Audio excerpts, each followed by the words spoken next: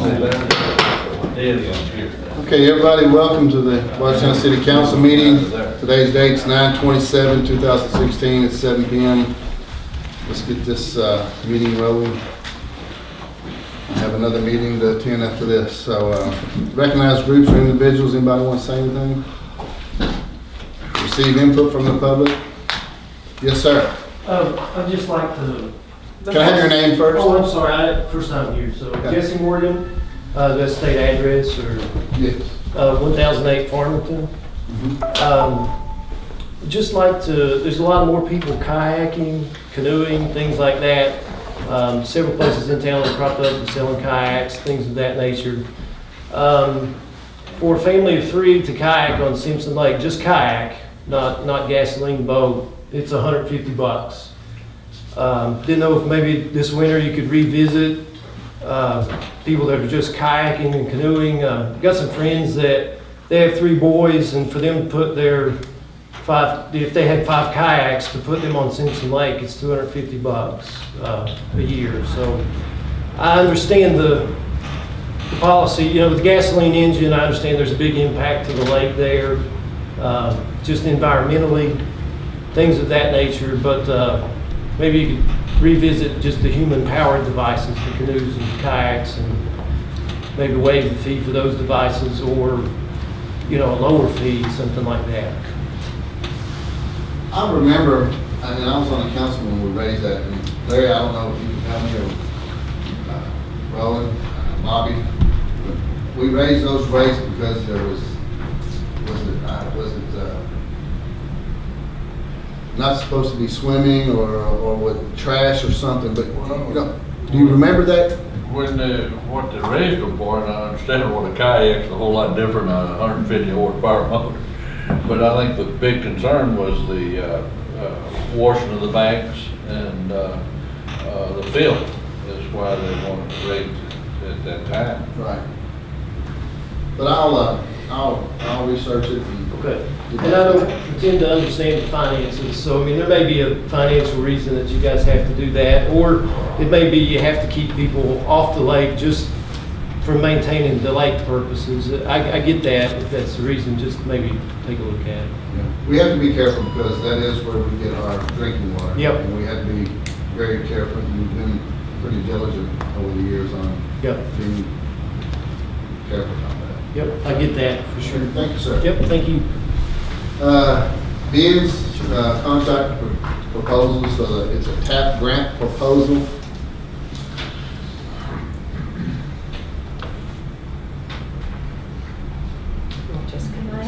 Yep, yes ma'am.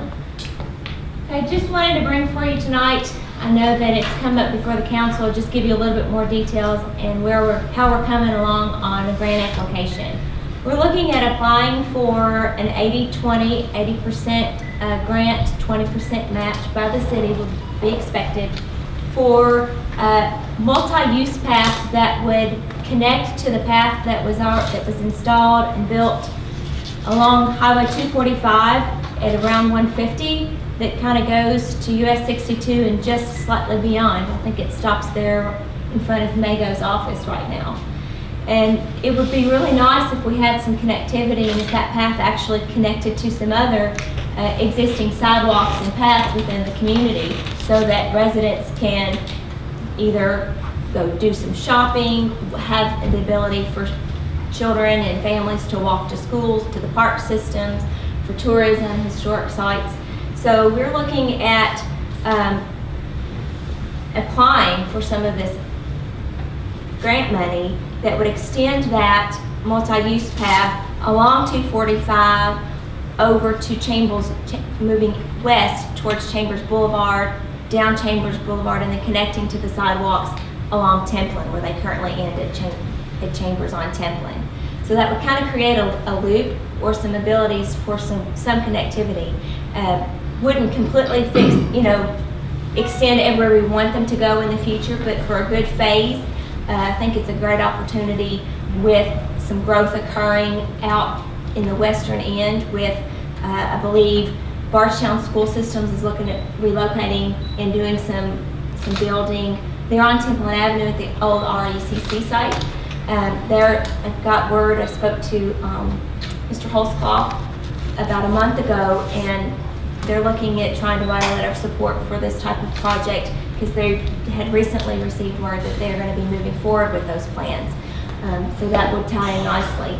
Also, Bethlehem High School is looking at building a sports facility and park out in this same general area. So then a future phase would be fairly short, continuing on 245 to that entrance. So little connectivities that would also give ability and destinations for people who want to bike. They have a place to bike to and or walk and get out and visit the community. So I've worked on entering that into the e-clearinghouse application site online and created some, with the help of, I believe QK4 helped us put together some preliminary estimates for the project. But we had kind of gotten word that there were not a whole lot of applicants, and there was some monies last year that were not, they were kind of looking for projects. So this was the kind of project because it was a safe routes to school, but also community and connectivity for multi-use, ped bikeways. So thought it was a pretty good opportunity for us to take advantage and maybe capitalize on some grant monies and really do something positive for the community with only a 20% match. Since that's a pretty good distance, it made sense to kind of look forward on that. Just what's the timing on the grant and the timing on the work? I haven't got all the details on when that timing would occur. I think they generally award or determine what projects they're going to grant, I believe, after the first of the year. So the deadline's generally the end of this month, 1st of October, and they generally, I don't know if they have a board or something that meets in the winter and kind of selects those projects. Kind of been just trying to get everything in. I would think that the actual awarding of the work, there would be a design phase, so we're probably looking at a year before we would get into construction, I would imagine, before it would actually So build. this would not affect this year's budget? Only probably the second half if there were design funds that we needed to initiate for the matching portion. So, and I've looked at the budget. In our street budget, we had a pretty elevated street budget this year, anticipating paving Parkway Drive, which is a pretty big chunk of the street resurfacing funds this year. Timing wise, some of that may not occur this budget year after all. Not to mention our resurfacing bid came in less expensive than we had budgeted because of gas prices being down. So just right off the top, if I didn't cut any mileage or streets we had planned to surface, we've got about $49,000 in savings that we could put towards the design phase of this if we needed to, if some of that occurred in this budget. So, is there action that you need the council to take? I believe the action that I need the council to take is to approve the mayor to write a letter of support for the community for this project, for the final application. Well, I think we have to have a resolution. I think we have to have a go in resolution. so that if we get it, it's not a surprise. yeah. And if you guys ever ride out there, actually on the Dairy Queen side and on the Joe Hill side, there's footpaths. Look like old cow paths that used to be like on the farm. If some of you can relate to that, but there's a lot of traffic to cause those dirt paths to be created. A lot of traffic. Well, I'm all for it, but I still like to know what it's gonna cost.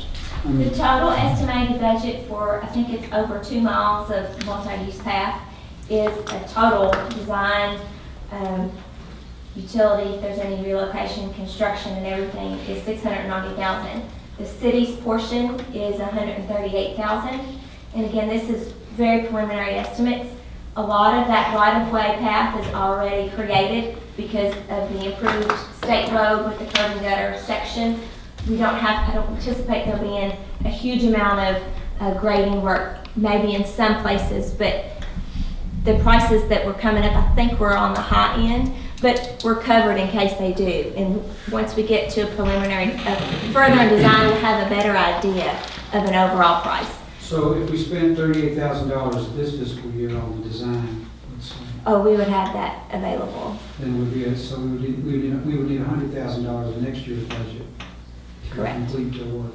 And we currently also have that not included in the resurfacing budget, but we also had budgeted $50,000 in sidewalk improvements that we could, if we wanted to take a portion of that amount, we could put towards this project as well.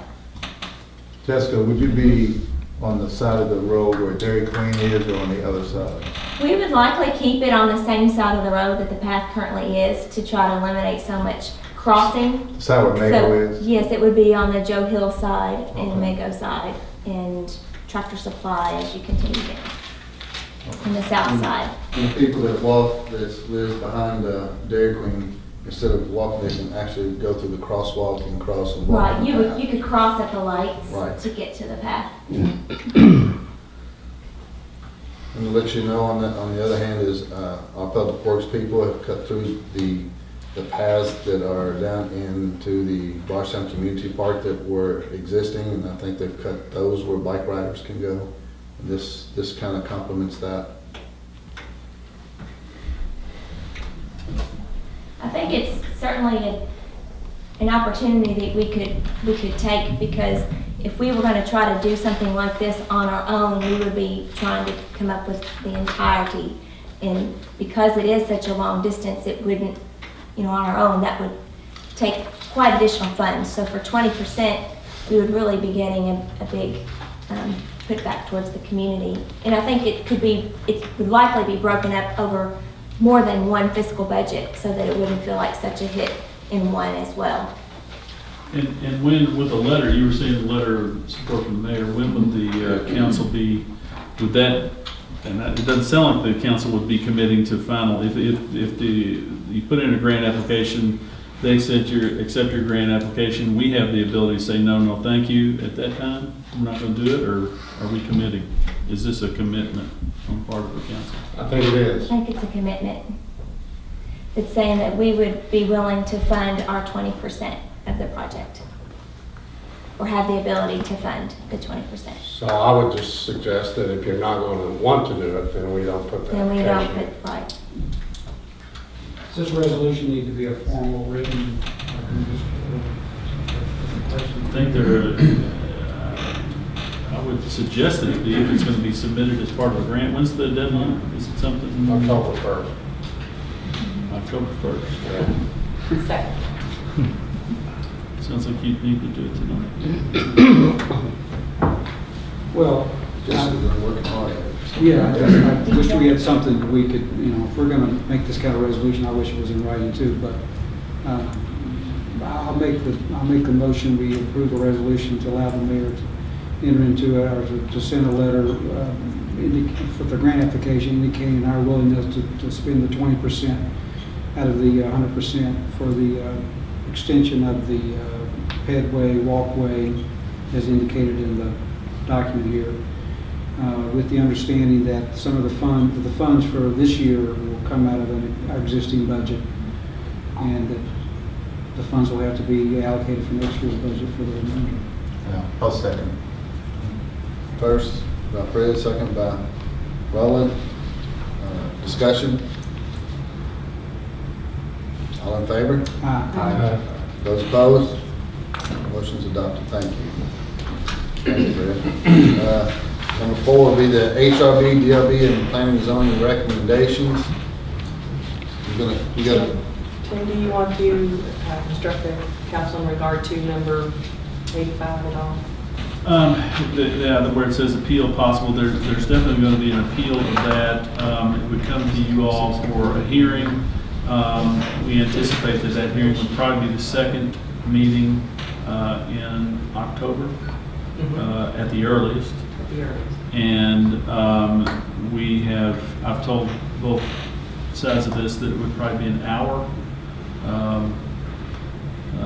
And that they would be both allocated an equal amount of time to present their facts and figures and testimony.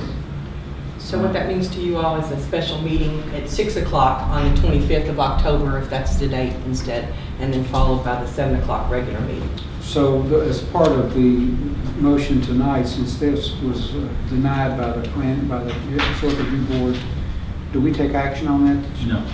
Okay, because if we take action, They're appealing the denial. I understand all that, but if we took action on it today and approved the historic review board, and they can still make a appeal, right? Yeah, they can still Still make a appeal. difference whether we do it or not. We've actually done it both ways. I think that this way is a little cleaner. Yeah, okay. So group them all together, is that what you're gonna do, and just to get a brief of all of them? Yes, like we've done in the past, okay. All right, so, in regard to COA 1666, it's an undesignation of a landmark sign. So the Carry Signs applicant, My Old Kentucky Home Motel LLC owner proposed undesignated the landmark status of the signage at 414 West Stephen Foster. The recommendation, the sign no longer meets the criteria for a landmark sign. In regard to COA 1669, St. John AME Zion Church applicant owner proposes to demolish the rear of the property at 215 East Brashear Avenue. Recommendation, approval to demolish the rear of the building.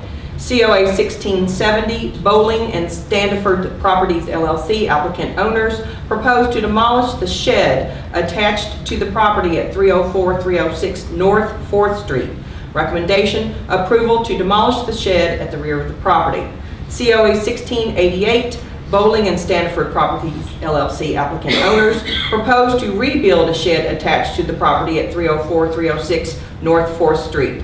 Recommendation, approval to rebuild the shed with the proposed materials.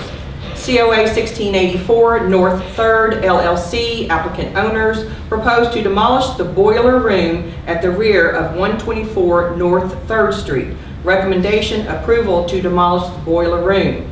COA 1689, North 3rd LLC applicant owner proposes to build a staircase at the rear of 124 North 3rd Street. Recommendation, approval to build the staircase with the condition the door and the door frame will be approved by the preservation coordinator. COA 1686, Newcomb Oil Company applicant owners propose to demolish the gas station located at 122 East Stephen Foster Avenue. Recommendation, approval of the demolition of the gas station, but the demolition permit will not be granted until plans for new construction of development for the site have also been reviewed.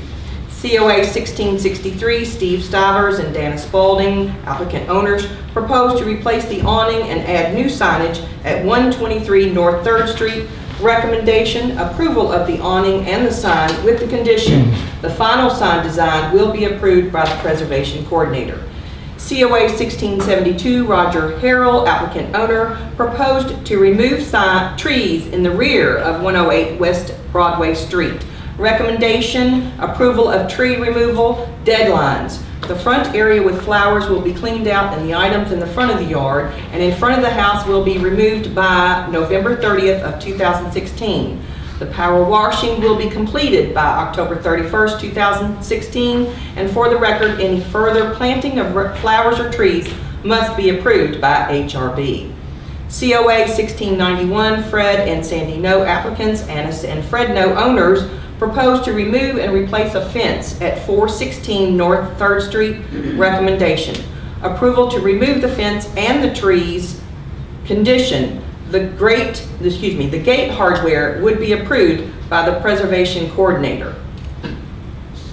COA 1690, Susan Hamilton Harden, applicant, Archdiocese of Louisville St. Joseph Church, owners, propose to install a concrete slab below an exit door at 310 North 2nd Street. Recommendation, approval of the installation of the concrete slab. COA 1692, Troy Dennison, applicant owner, proposed to move a sign, add a door, and move patio furniture to 129 North 3rd Street. Recommendation, approval of the sign, door installation, and patio furniture with the condition the applicant will get approval for the placement of the HVAC units when they are moved to the roof by the preservation coordinator. COA 1693, Talbot Tavern Incorporated, applicant owner, proposed to build a handicap ramp and install new door at the northwest side of the building at 101 West Stephen Foster Avenue. Recommendation, approval of the handicap ramp and the installation of the new door. COA 1694, Talbot Tavern Incorporated, applicant owner, proposes to install new doors at 107 West Stephen Foster Avenue. The recommendation, approval of the installation of the new doors. COA 1692, Margaret Sue Masters, applicant owner, proposes to keep the existing roof at 530 North 3rd Street. Recommendation, approval to keep the existing roof. And COA 1696, Margaret Sue Masters, applicant owner, proposes to remove the pool at 530 North 3rd Street. Recommendation, approval to remove the pool. And I think you said 1692 and you meant 95. Yeah. Thank you. Okay, 95. Thank you.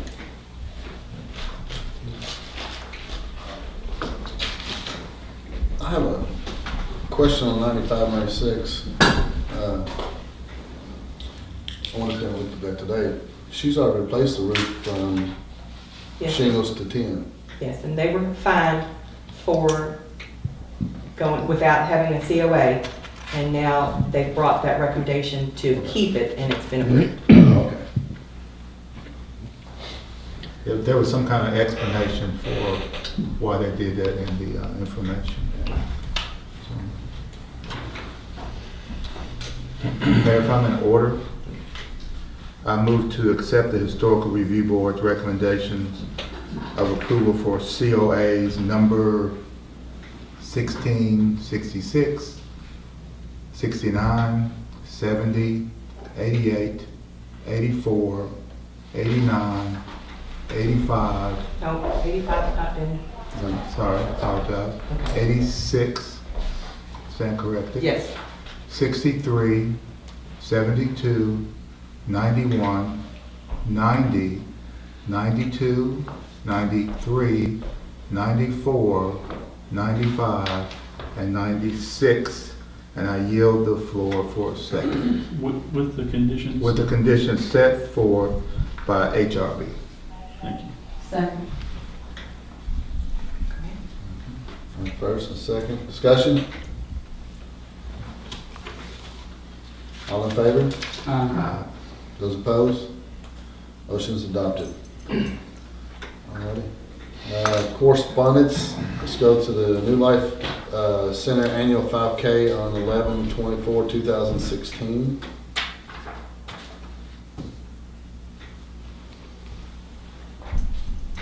So I guess you guys have had a chance to read that.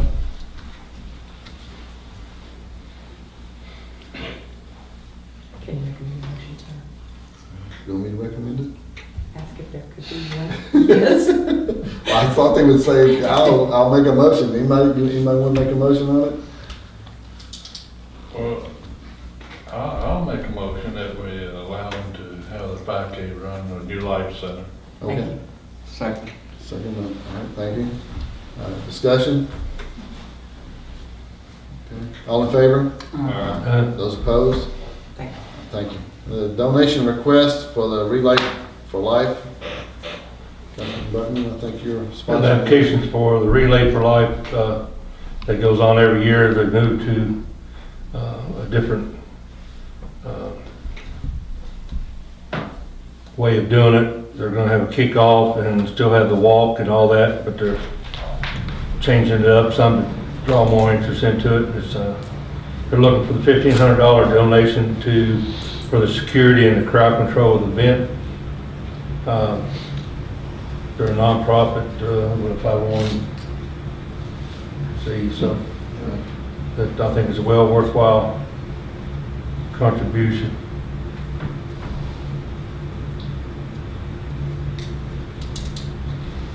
I make a motion to approve the donation request for Relay for Life for $1,500 from the contingency fund.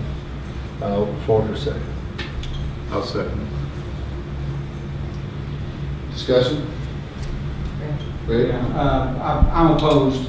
The benefit to the general public, I guess I'm looking more for something that's specific to the citizens of Bardstown.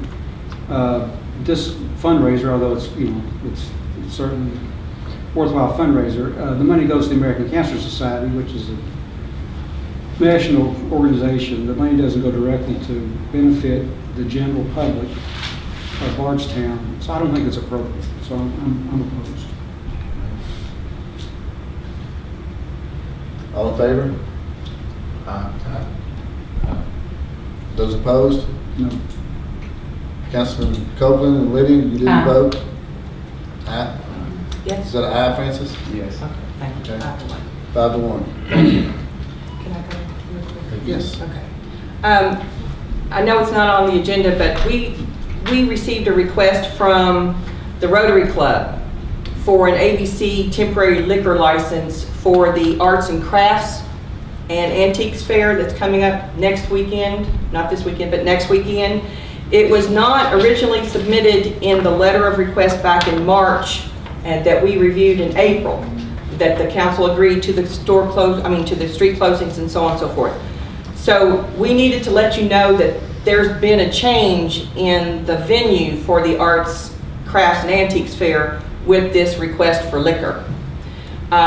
They presented a new outline for the design, and the entertainment area that's going to be picket fenced off is the lawn right in front of Spalding Hall. Not the paved area, but you go up and then there's the actual lawn.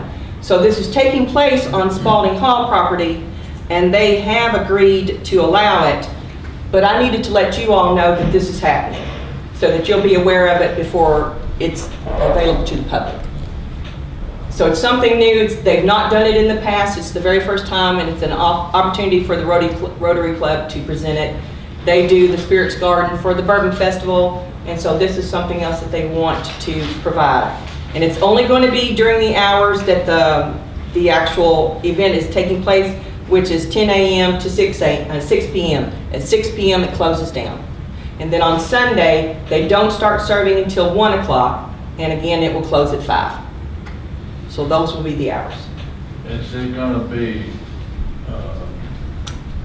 open all through the grounds? No, or it's is not it a just- roaming situation at all. It's going to be enclosed, and they will not be able to leave that area.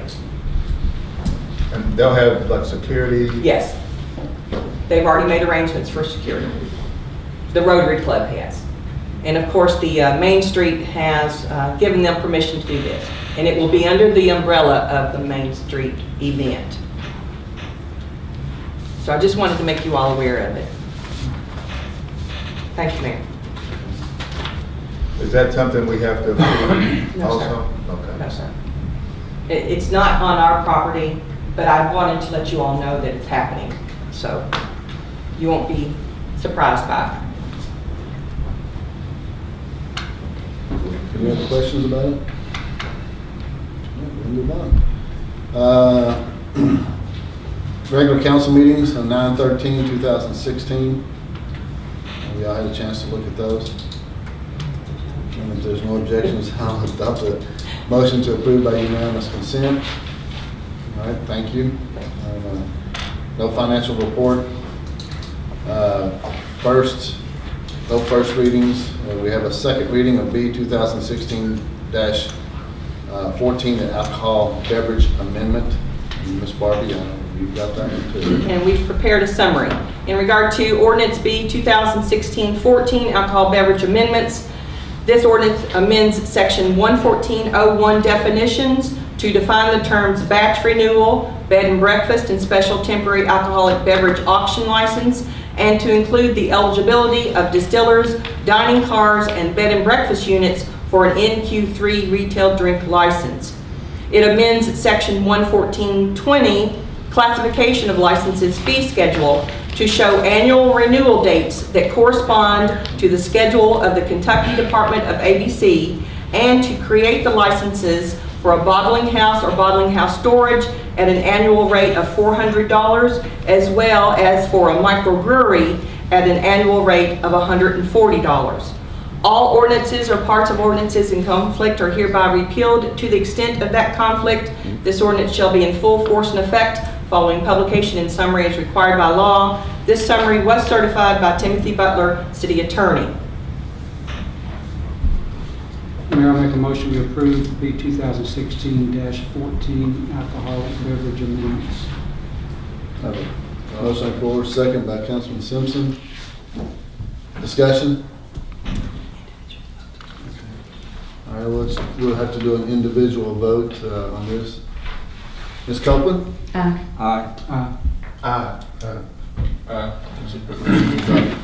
Thank you, guys. Reports to staff and committees, be the sign ordinance. That's very great. That's very good.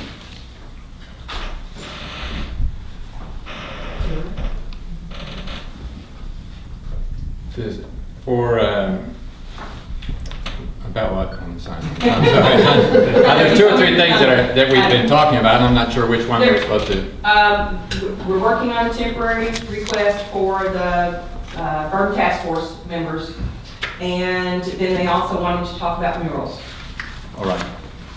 I talked to Kim Houston about the idea of having murals in town, and right now the sign ordinance doesn't allow them.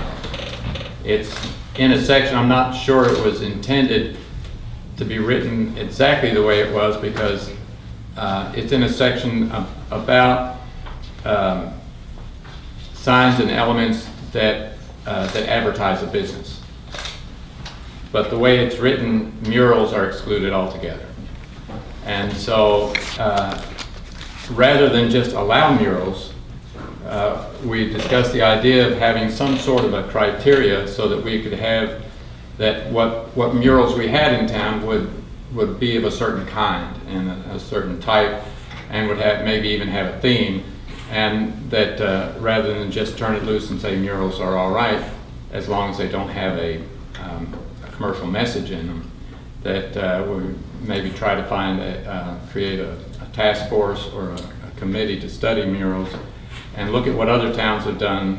Like, for instance, we're all familiar with what they do in Louisville with their murals. You know, they have the famous people that have come from Louisville. They all look similar, and so you can look at those, and they're connected. And so maybe we could do something like that here in Bardstown. So that's where we are with it. I haven't really gone much further than the idea of creating a task force or a committee.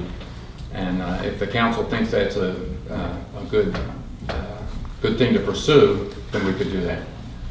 It would be a different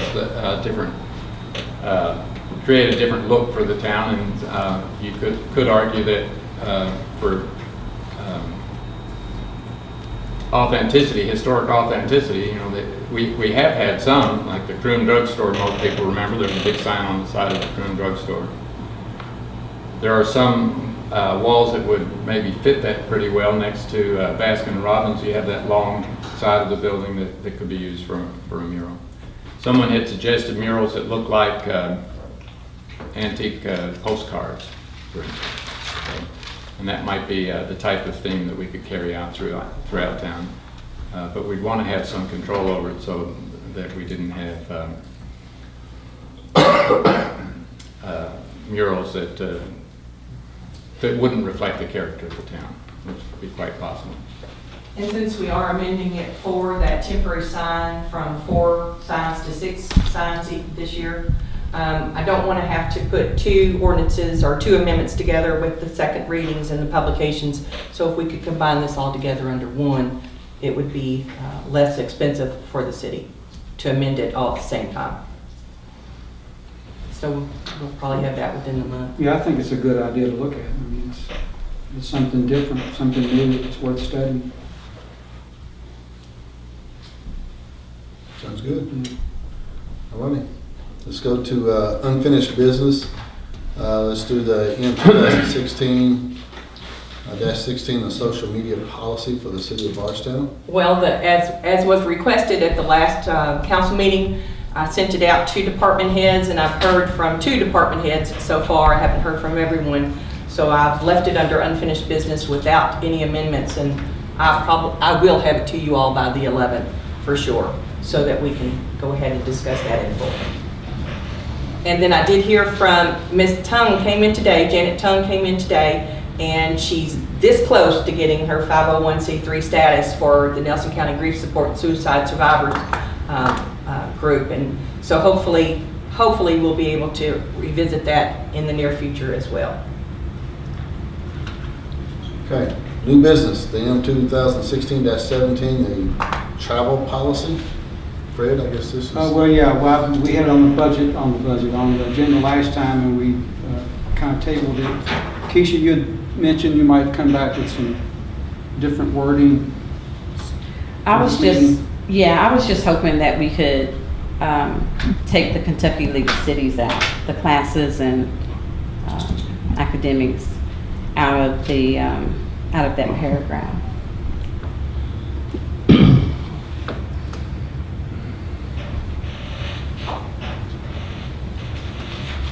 Well, okay, then I'd like to introduce the municipal order. Do you need to read it, Barbara? Oh, I do, but, so what am I striking? So after You're not striking conferences? anything. You're not striking anything. Oh, I'm not, okay.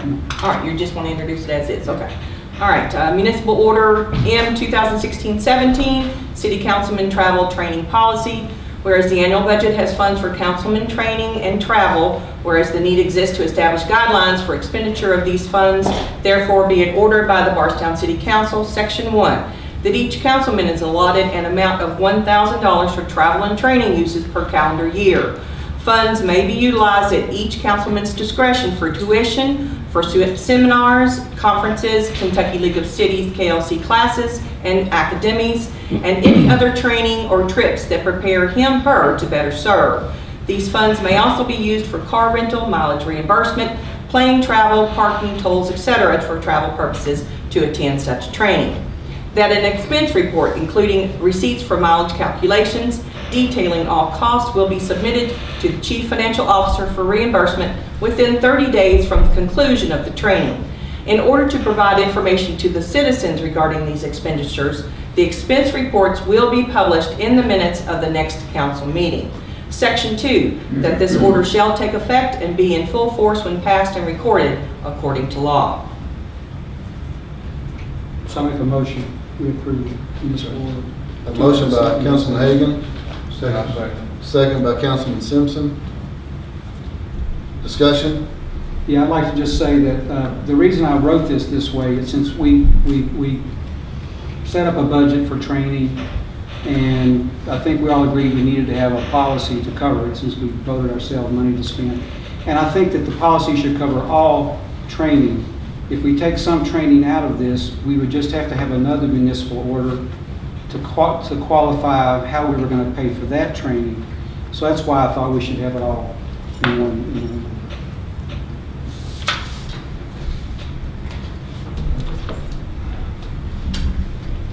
All right. Okay, were you done, Fred? Yes. Okay. I understand what you're saying. However, I do believe the Kentucky League of Cities has been paid for by the city. I thought when you're saying the $1,000, you were talking about out of the scope of the Kentucky League of Cities, conferences that we're able to go to for training outside of the scope of the Kentucky League of Cities.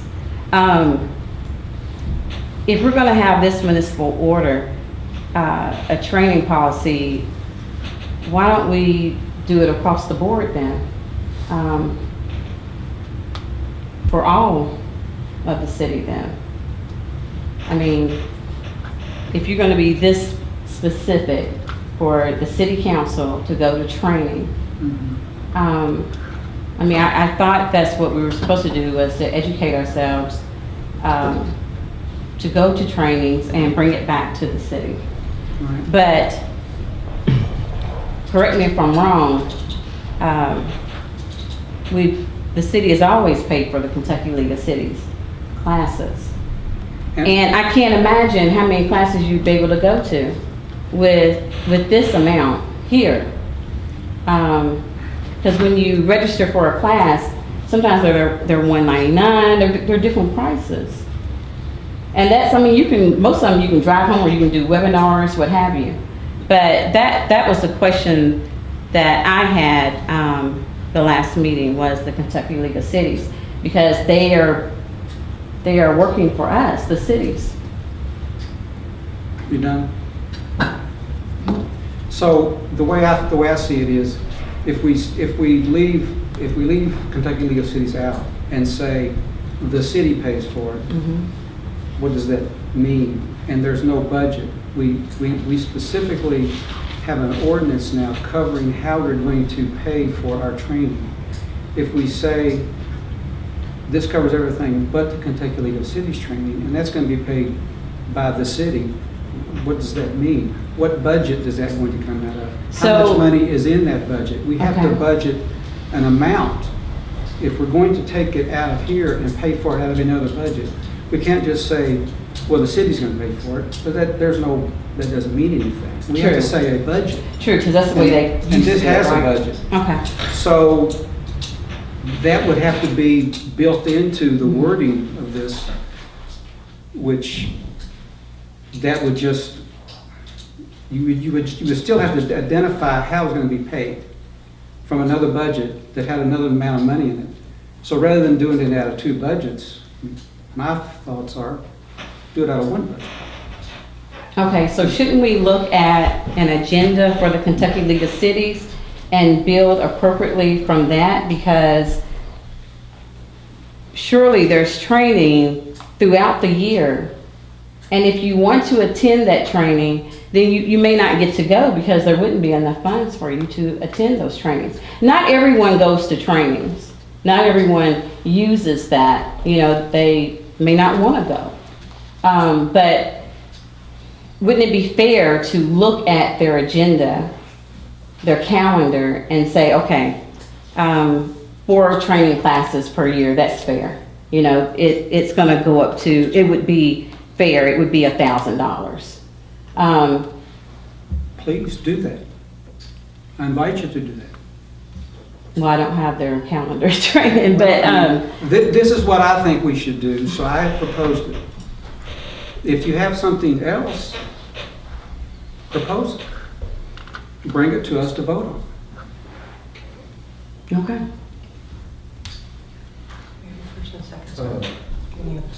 Fred, in light of that discussion, are you gonna keep your, Yes, because this is the 4th time we've discussed it, and we've talked about these changes we want to make, but no one has brought anything to us to vote on. When we take action when we vote, not when we talk. Well, the one concern that I had was, and I kind of initiated this a little bit, was you budgeted the money, and I said there's got to be criteria. And if you remember, we've had some pretty acrimonious discussions about travel, and that was to take that out of that, just to say, all right, if you're, go, you got $1,000, go do what you think is going to do, provide this information. The concern I have with Councilwoman Copeland is similar to what Fred was saying, is that and I've just got an auditor's letter, so it's really fresh in my mind, but you can't say, this is a finite amount of money, and you're saying this is how we're going to spend that finite amount of money. If you want to treat other travel differently, I think you need to budget for it, and maybe this is the same policy. You have a League of Cities travel and other travel budget, but it would need to be budgeted, because there's no, to say we're gonna approve, you can go to all League of Cities, that could be a lot of money. I mean, you have to have some sort of budget in there for it, so that you know that you're either meeting budget or you're under budget, over budget. So I think that this is an issue you may want to visit at the next budget cycle. Is, do you want to increase the amount and include League of Cities, or do you want to budget League of Cities separately, or however? And I think that's just a little bit tighter in terms of, and then it takes some of this, what are you doing, where are you doing it, how are you doing it? I think that's what the intent was, to take that out of, that the council shouldn't spend its time doing that. And that was partly my opinion at the time. But in the past, you've had, you guys have had, the council's always had the $12,000 to The contingency fund. I the believe contingency is- fund it came out of to do this contingency training funds, on, and you've bumped it up to now it's 18,000. So you still have that contingency fund if you wanted to use that. I mean, unless this is going to restrict. And this is from my education, when you do this travel policy, does that mean the contingency fund is going to be used for something completely different? That's a separate topic. that's a separate topic, right? Very good. All right. I think we budgeted 1,000. I think that's more than appropriate taxpayers' money spent for education. And if you just be selective on the classes you want to go to each year, and if you want to go to more, pay for it out of your own pocket. City pays you, go on your own time, your own money. Councilman Simpson? I second the motion on this already. Okay. Councilman Lydia, no, excuse me, did you have something to say? Just what Council Lady Copeland said, some will use it and some will not. So the ones who do not use it, so it just goes back into the budget, I guess. Is that what- Each council member only has $1,000. I know of each council member, but some council members will use it and some council would not use it. So it just carries over. Okay. I think you get it when you retire. Some sooner than others. Yeah. You put that stipulation in there? No, It's like any other funds in the budget. It's You don't spend accounted it. for, yeah, you're. it doesn't carry over to the next year, it just Doesn't get used. doesn't get used, and then the next year when you do the budget, you budget another $1,000 each council member. Or whatever you decide to do in that budget cycle. Exactly. All right, so I have a first and a second. All right, discussion. I want to discuss it. I think Fred said something about he wanted to put a stipulation. Would you want to put that stipulation in there? No, then you're gonna have to fill out your audit letter. I was being facetious. Okay, all in favor? Those opposed? Is that a no, Ms. No. Copeland? Mr. Lydian, yes or no? Yes. Yes? Okay. All right. Motion's adopted. Okay, let's go to number 12, City Council member comments. Ms. Copeland? Mr. Lydian? No. I mean, Just for the record, I mentioned the street that's not our property over by Dairy Queen that we're getting a lot of calls about. Apparently, someone did a lot of damage to their vehicle by going in that rut or whatever it was. And so it's my understanding that it's not city-owned. No, it It belongs to,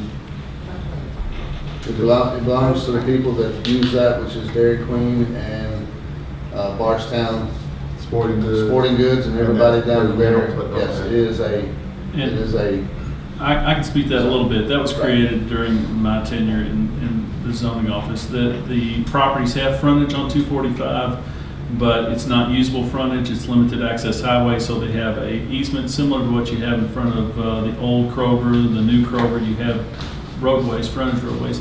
They're probably just not familiar that that's on their property, and I don't know what kind of agreement they have to maintain that, but it is on private property. It's not a public way. what I might do to do that, because we get phone calls, we've been on council as long as Bobby and Francis, and we've gotten phone calls every year about that on a monthly basis. So we might either get Larry or Tim to write a letter to the business. This belongs to you because it is it's a private access or limited access. So we might give them a letter and just say, here you are. Okay, it's my understanding that that's not their understanding, so they need to know that they have to maintain that. Maybe we can do that. The plat shows the formal record of where they bought it, the subdivision plat shows, and it says private road and easement in favor of these 3 lots. And their custom, it's a public way, but a privately owned. Okay, So we could very well give them a letter. okay. I'll get with Larry and Tim and see if we can't do something to educate them. We'll stick Larry on Well, that'll take care of the issue that I've been presented with. Very good. Thank you. Mr. Bobby? Oh, thank you. Bobby? Very good. Cemetery deeds, Elizabeth and Kenneth Young. If there's no objection there, I'll adopt that by unanimous consent. And the announcements will be a working session Tuesday, October 4th, 2016. It's KLC conference week, so I wasn't sure if you all wanted to have a working session. I don't, some of us will be there. I know I'm gonna go to some training. And, I won't be here. Bill and Bobby's gonna do some training, so, I would like to not to have one if it's okay with you. Councilman Lydia? Yeah, that'd be okay.